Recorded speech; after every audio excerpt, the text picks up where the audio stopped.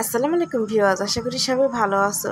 সারিশা lifestyle ব্লগে সবাইকে স্বাগতম। আজ আমি কাঁচকলা দিয়ে ইলিশ মাছের ঝোল রান্না করব, সেটাই তোমাদের সাথে শেয়ার করব।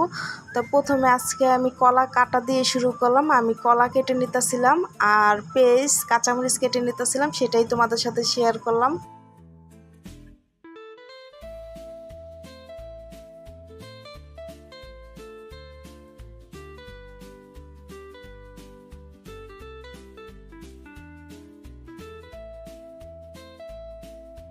ইলিশ মাছ দিয়ে কলা দিয়ে রান্না করলে কিন্তু ভালো লাগে খাইতে।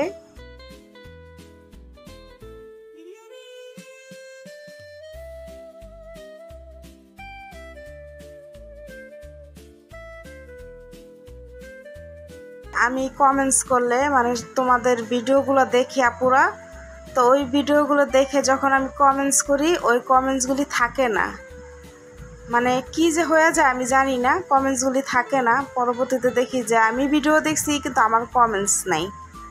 কি কারণে এমন হইতেছে আমি জানি না। তো তোমরা অনেকে মনে করতে পারো যে আমি মনে হয় তোমাদের ভিডিওগুলো দেখি না। আমি দেখি কিন্তু কমেন্টস করলে থাকে না। তো লাইক করলে থেকে যায় কিন্তু কমেন্টস করলে থাকে না। এখন কি এই সমস্যা কি আমার মোবাইলই হইতেছে নাকি তোমাদেরও হইতেছে, সেটা একটু জানাইও কি কারণে এমন হইতেছে। তো কলাগুলো কাটা শেষ, এখন আমি তরকারির জন্য মশলা বানায় নিব। তো প্রথমে আমি শুকনো মরিচ দিয়ে দিছি, আদা কুচি দিয়ে দিছি, রসুন দিয়ে দিছি, পেঁয়াজ দিয়ে দিছি, পানি দিয়ে দিব। পানি দিয়ে ব্লেন্ডার করে নেব। তোমরা চাইলে পাটায় বেটেও নিতে পারো, তা আমার হাতে সময় ছিল না, বাবু শুধু কান্না করতেছিল আমার মেয়ে, তাই আমি ব্লেন্ডার করে নিছি। তো এই মশলাটা দিয়ে আমি রান্না করে নিব। এই যে ব্লেন্ডারে দেখো আমি মিহি করে নিছি, মশলাগুলো মিহি করে নিছি আমি। কড়াইতে প্রথমে তেল দিয়ে দিছি, তেলটা গরম হয়ে আসলে আমি মশলাগুলো দিয়ে দিব।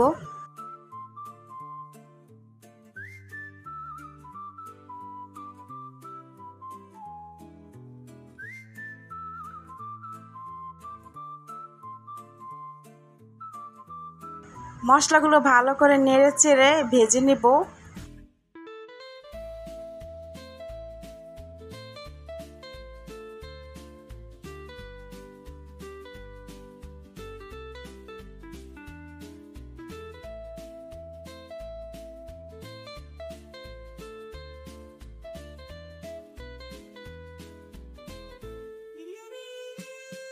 মশলাগুলো ভালো করে ভেজে নিছি আমি। তো এখন পানি দিয়ে দিলাম, আর এটা হচ্ছে যে ব্লেন্ডারটা ধুয়ে আমি পানিটা দিয়ে দিছি।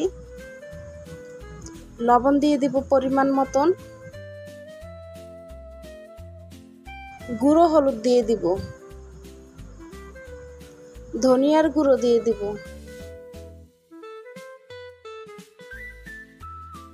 আর এখানে আমি কিছুই দিব না, গুঁড়ো মরিচ দিব না, যেহেতু শুকনো মরিচ দিছি তাই এখানে আর গুঁড়ো মরিচ দিব না। তো এইভাবে ভালো করে কষায় নিতে হবে মশলাটা। মাছ দিয়ে দিব, মাছগুলো দিয়ে ভালো করে কষায় নিব। ইলিশ মাছটা ভেজে নিতে পারো, তা আমি ভাজি নাই, মাছগুলি কষায় রান্না করব, তাই আর ভাজি নাই।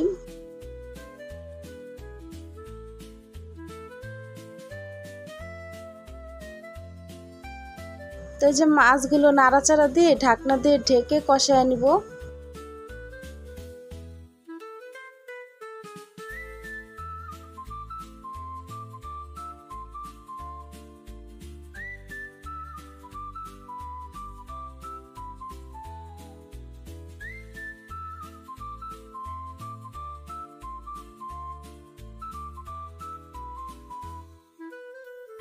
কিছুক্ষণ পরে ঢাকনাটা খুলে আবার নাড়া দেবো। আর আমার মাছগুলো কষানো শেষ, নাড়াচাড়া দিয়ে মাছগুলো উঠে রাখবো।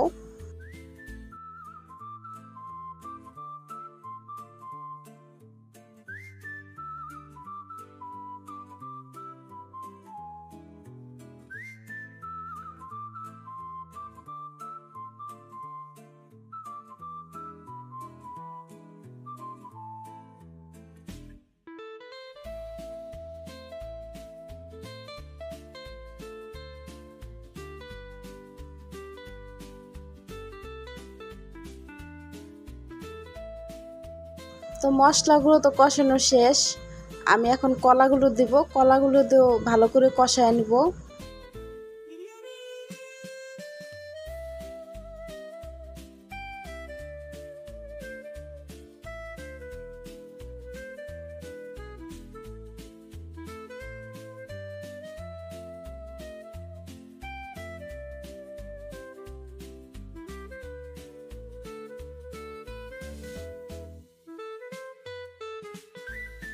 কলা কষানো শেষ, তা নাড়াচাড়া দিয়ে ঝোলের পানিটা দিয়ে দিব।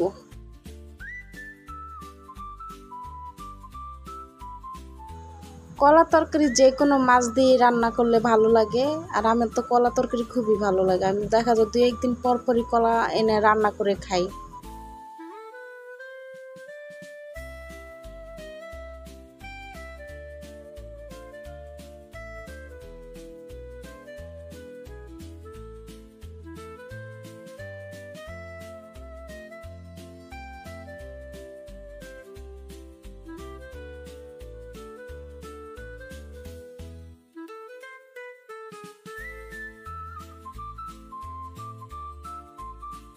তরকারিটা বলক এসে পড়ছে, আমি নাড়াচাড়া দিয়ে মাছ দিয়ে দিব। আর এই মাছটা আগে আমি কষায় রাখছিলাম, তো এখন দিয়ে দিব মাছগুলো।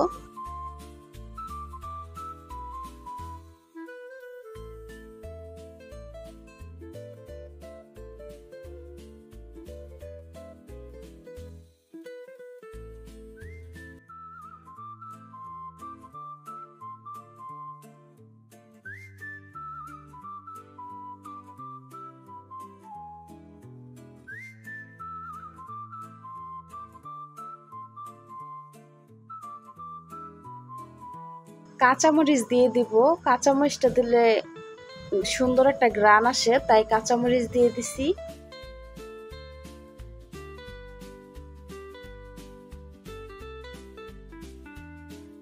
এখন রান্না করে নিব তরকারিটা। তরকারিটা যেহেতু আমি ঝোল রান্না করব, তাই একটু বেশি ঝোলই দিয়ে দিছি। তো ঢাকনা দিয়ে এখন রান্না করব।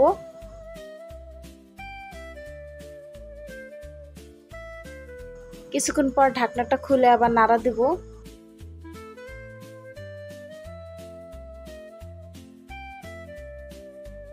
ভিডিওটি যদি ভালো লাগে সাবস্ক্রাইব, লাইক, শেয়ার করে আমার পাশে থেকো বন্ধুরা।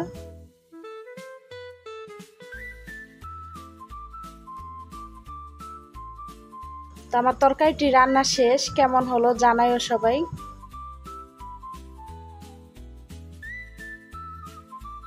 তরকারিটা রান্না শেষে তো আমি গরম গরম ভাতের সাথে খেতে বসে পড়ছিলাম, আর তোমাদের সাথে শেয়ার করলাম খাবারটা।